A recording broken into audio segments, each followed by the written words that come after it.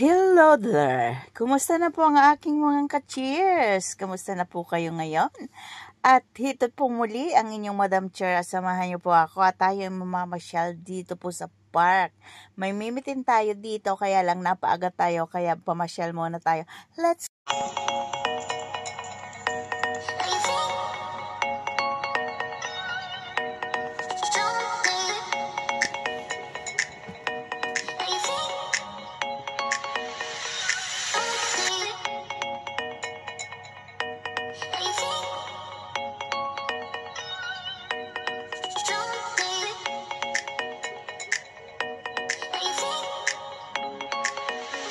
Diyan nga po mga ka-cheer, pagbungad pa lang po natin dyan ay makikita nyo kaagad kung kailangan nyo po ng toilet. At syempre binabaybay na po natin ang park na kung saan makikita po natin ang iba't ibang herbs na nakatanim po siya dyan.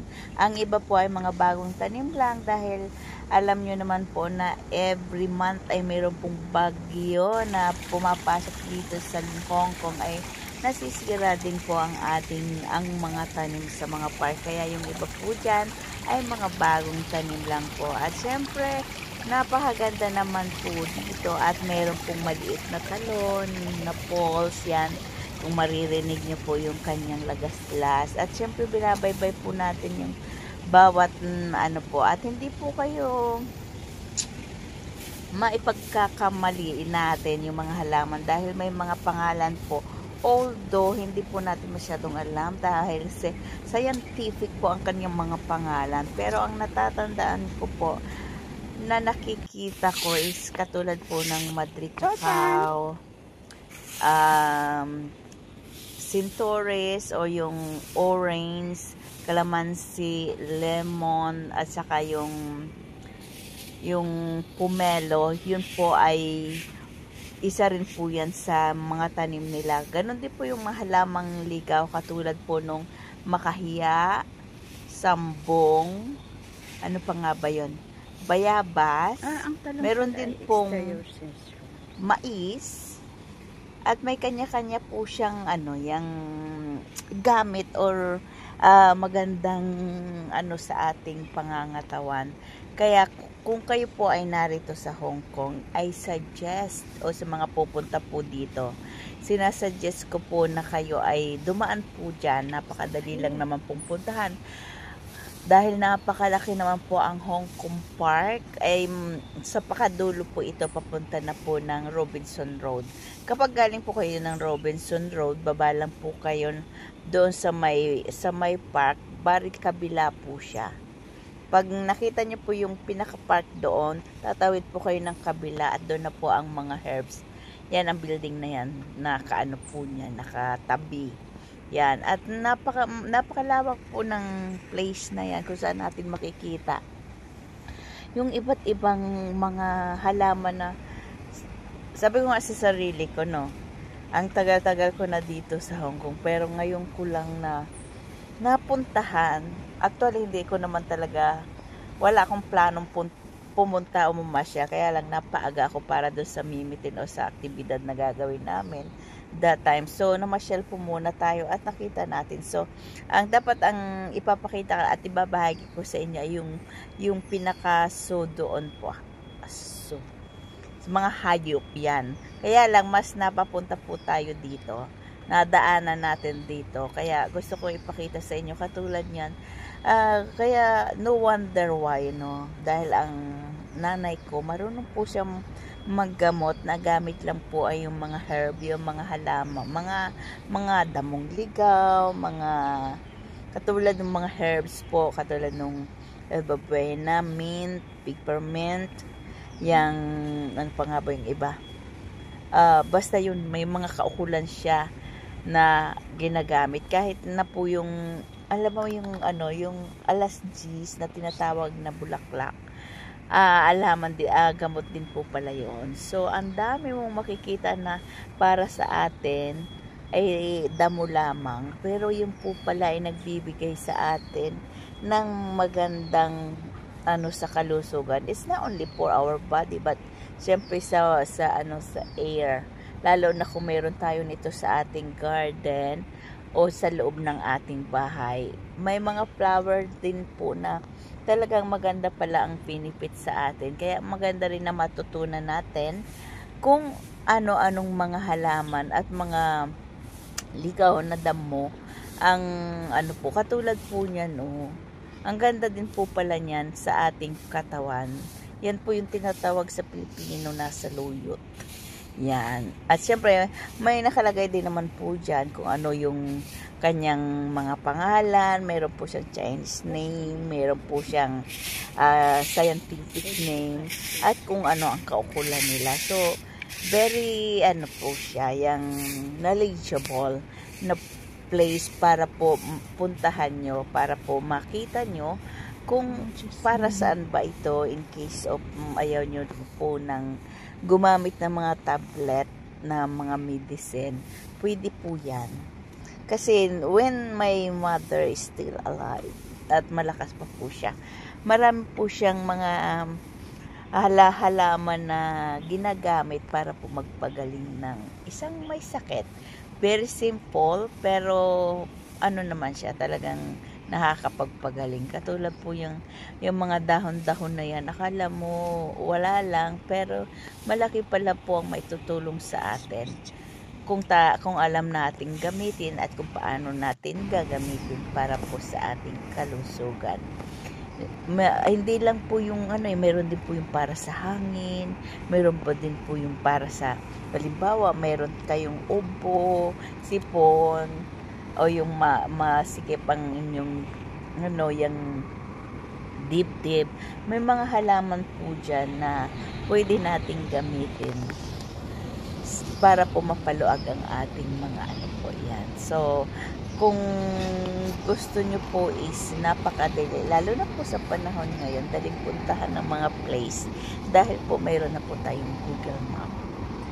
I-search lang natin kung saan yung place na yon, napakaganda. At syempre mas maganda pa rin po yung hindi lang po tayo sa window shopping pumupunta.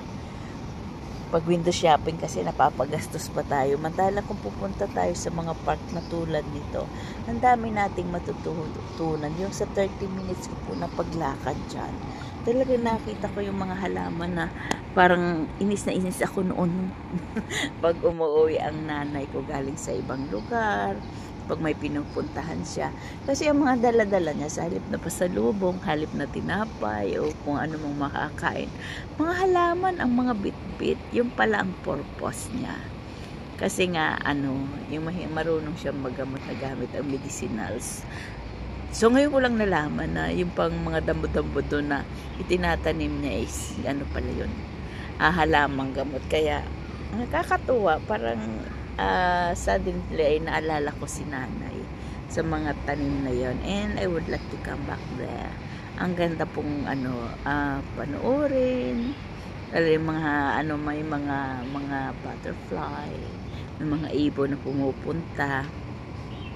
So ang ganda. So kung halimbawa galing kayo sa may Central, baybayin nyo lang po paakyat yung yung alam nyo yung sa Mark and Spencer.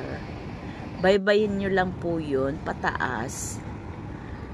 Tapos, ang pinaka, nun is, bago kayo lumampas doon sa Hong Kong Park, ito po ang madadaanan nyo.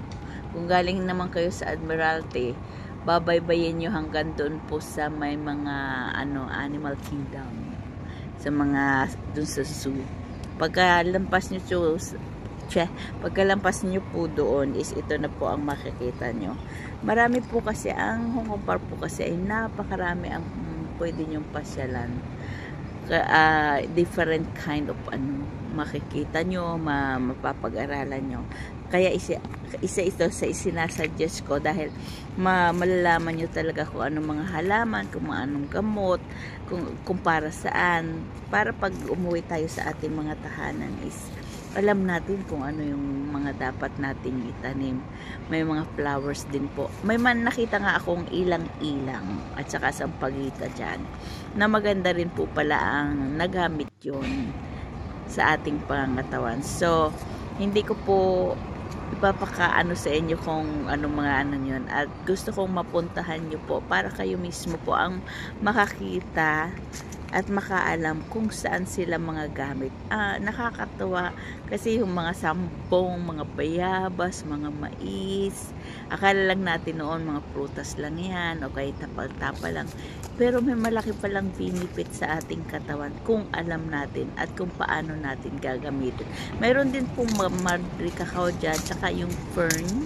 Yan no, katulad yun, yung mahaba. Yan po talaga yung laging inuuwi ng nanay ko yan. So, ewan ko, parang na-amaze ako na hindi naman kasi in-explain ng nanay ko noon na bakit mga halaman ang dala niya. Basta natutuwa lang siya na pag umuwi ay kung ano-anong mga halaman, ano-anong bulaklak ang dala-dala niya. So, yun pala yun. Kapag marunong ka pala talaga sa medicinal plant, mas gugustuhin mo isa kung ano-ano ang iniuwi mo. Yan.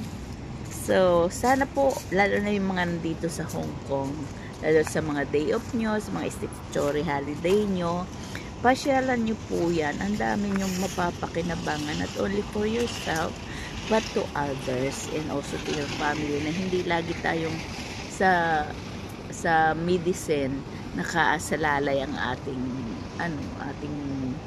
although wala namang masama sa mga gamot na sa mga tabletas, pero parang sa akin mas gusto ko ang medicinal plant kasi nga wala siyang preservative or something na nakalagay, kaya ganon.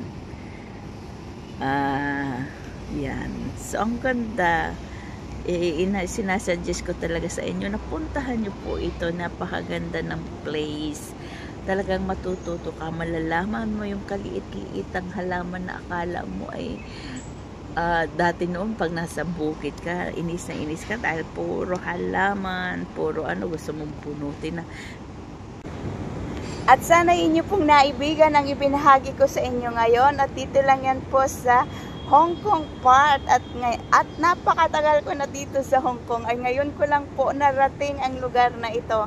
Na napakarami po palang medicinal plant na hindi natin alam. Kaya kung kayo ay narito sa Hong Kong, dalawin nyo lang po at bisitahin ito pong mga herbs at mga plant na po pwede nating gamitin na pang-emergency na gamot sa ating mga sakit-sakit. At syempre sa bahay, para po maging malinis ang ating paligid at syempre yung hangin na nakapalibot sa atin. So, kung inyo pong naibigan, paki-like or heart po natin, or heart. Yan. At kung hindi pa po kayo subscriber ng Madam Chair, ay paki-click na lang po ang subscribe or like. At kung nais nyo pa pong magkaroon ng update sa mga vlog na pinopost ni Madam Chair, ay huwag nyo kalimutang i-hit ang notification bell dyan sa baba para po lagi kayong updated sa Madam Chair channel. Goodbye! Bye! See you next vlog! Bye-bye!